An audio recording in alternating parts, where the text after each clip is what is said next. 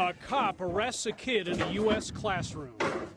More than 1 million views online and counting. Cell phone videos like this have gone viral in the U.S. I didn't get off the bus, so I didn't do anything wrong. This student was arrested after he refused to move to the front of the school bus. More than 800,000 views. And they arrested him.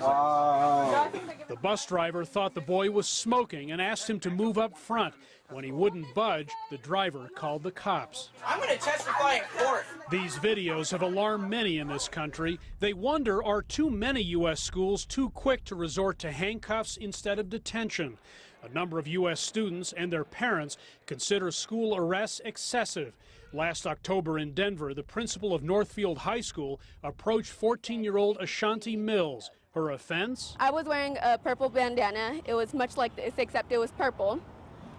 And he said that was, in fact, dress code. A dress code violation, and for that, the police came into the office and stood in front of me where I was sitting, and they told me that I was under arrest. there was an altercation. They forced my arms behind my back and put handcuffs on me. It's just completely unjust. Ashanti was charged as a juvenile with third-degree assault and interfering with school officials. Shocking for her and her family, certainly, but a more common occurrence in the U.S. than many people realize. A 2012 study published by the medical journal Pediatrics reported 1 in 3 American youth have been arrested by the age of 23, resulting in a destructive and unhealthy start in life, the authors wrote.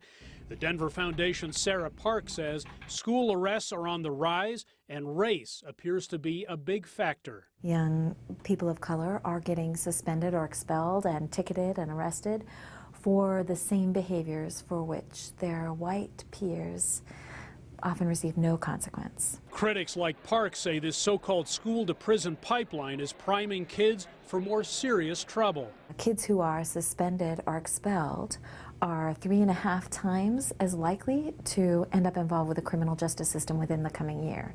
You know, it's shocking and it's painful. Denver authorities say students must be held accountable for their behavior, but recognize it's also important to strike a balance. We take the cases involving juveniles very seriously. We are very much aware of the lasting implications of being involved in the criminal justice system on our young people. As for Ashanti, charges against her were dropped. 2 officials involved in her incident left the school soon after. I didn't know why the police needed to be involved with this. As far as I knew, it was a school matter.